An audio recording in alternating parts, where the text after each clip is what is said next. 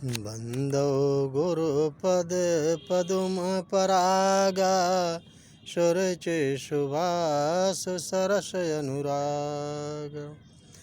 नाथ दीन दयाल रघुराई अबाघों सन्मुख गए न खाई। चाहिए करण सो सब कर बीते तुम सूर्य असुर चराचर जीते। हे नाथ, श्री रघुनाथ जी तो दीनों पर दया करने वाले हैं। सन्मुख शरण जाने पर तो बाघ भी नहीं खाता। आपको जो कुछ करना चाहिए था वह सब आप कर चुके हैं। आपने देवता, राक्षस तथा चर अचर सभी को जीत लिया। संत कहाई यस नीति दसानन चौथे पन जाए नृप कानन। तासु भजन कीजिए तहाँ भरता जो करता पालन संहरता। हे दसमुख, संत जन ऐसी नीति कहते हैं कि चौथे पन बुढ़ापे में राजा को वन में चला जाना चाहिए। हे स्वामी, वहाँ वन में आप उनका भजन कीजिए जो सृष्टि के रचने वाले, पालने वाले और संहार करने वाले हैं। सोई रघुबीर प्रणत अनुरागी भजहु नाथ ममता सब त्यागी। मुनिबर जतन करहि जेहि लागी अभूप राज तज होहि विरागी। हे नाथ, आप विषयों की सारी ममता छोड़कर उन्हीं शरणागत पर प्रेम करने वाले भगवान का भजन कीजिए, जिनके लिए श्रेष्ठ मुनि साधन करते हैं और राजा राज्य छोड़कर बैरागी हो जाते हैं। सोई कौशलाधीश रघुराया आयो करन तुहि परदाया। जो पिया मानहु मोर शिखाऊं सुजस होए तिहु पुर अति पाउन। वही कौशलाधीश श्री रघुनाथ जी आप पर दया करने आए हैं।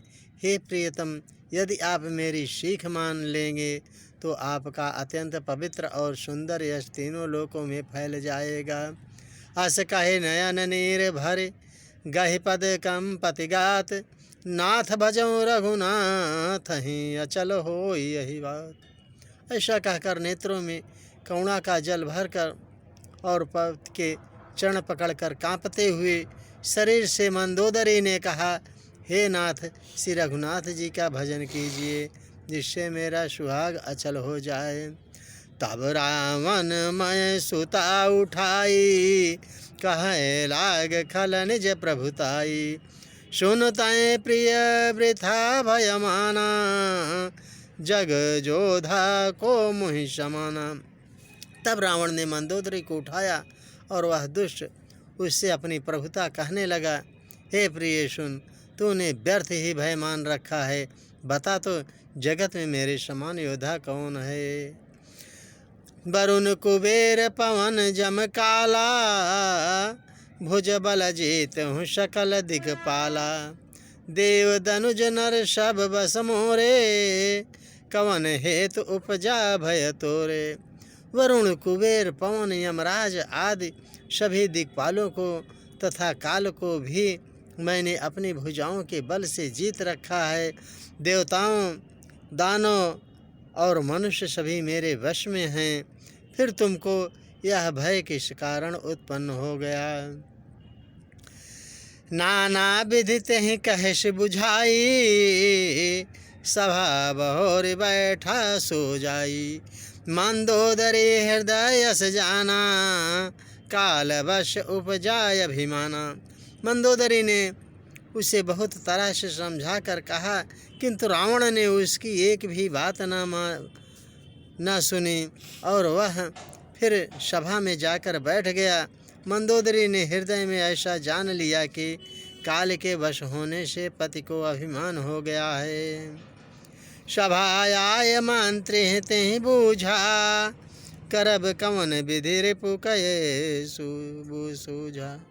कहे सचिव सुन निश्चरना बार बार प्रभु पूछूं कहा।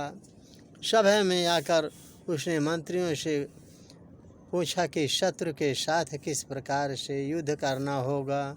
मंत्री कहने लगे, हे राक्षसों के नाथ, हे प्रभु सुनिए, आप बार बार यह पूछते हैं। कहा हूँ कवन भय करिय विचारा, नर का भालु आहार हमारा। कहिए तो ऐसा कौन सा बड़ा भय है जिससे विचार किया जाए। भय की बात ही क्या है। मनुष्य और वानर भालू तो हमारे भोजन की सामग्री हैं। सबके वचन श्रवण सुनिका, प्रसत कर जोर, नीति विरोध न करे, प्रभु मंत्र हिमति अति थोर। कानों से सबके वचन सुनकर रावण का पुत्र प्रहस्त हाथ जोड़कर कहने लगा, हे प्रभु, नीति के विरुद्ध कुछ भी नहीं करना चाहिए। मंत्रियों में बहुत ही थोड़ी बुद्धि है। कहाँ सचिव सठ ठाकुर सुहाती, नाथन पूर आव यही भांति। अब बारिधि नाघी एक कपियावा, तास चरित मन महु सब पावा। ये सभी मूर्ख खुशमादी मंत्री ठाकुर सुहाती मुँह देखी कह रहे हैं, हे नाथ, इस प्रकार की बातों से पूरा नहीं पड़ेगा। एक ही बंदर समुद्र लांघ कर आया था, उसका चरित्र सब लोग अब भी मन ही मन गाया करते हैं, स्मरण किया करते हैं। चुधान रही तुम्हें तब काहू, अजारत नगर कसन धरि खाहू। सुनतनी के आगे दुख पावा, सचिवन यसमत प्रभु ही सुनावा। उस समय तुम लोगों से किसी को भूख न थी, बंदर तो तुम्हारा भोजन ही है। फिर नगर जलाते समय उसे पकड़कर क्यों नहीं खा लिया। इन मंत्रियों ने स्वामी आपको ऐसी सम्मति सुनाई है जो सुनने में अच्छी है, पर जिससे आगे चलकर दुख पाना होगा। जय बारिश बधायऊ हेला, उतरे सेन समेत सुबेला। शोभनु मनुज खाव हम भाई, बचन कहाँ सब गाल फुलाई। जिसने खेल ही खेल में समुद्र बांध लिया और जो सेना सहित सुबेल पर्वत पर आ उतरा, हे भाई, कहो वह मनुष्य है जिसे कहते हो कि हम खा लेंगे। सब गाल फुला कर पागलों की तरह वचन कह रहे हैं। तात बचन मम सोने अति आदर, अजाने मन गुण मोहि करि कादर। प्रिया बानी जे सुनहि जे कहीं, ऐसे नर निकाय जग यहीं। हे तात, मेरे वचनों को बहुत आदर से बड़े गौर से सुनिए।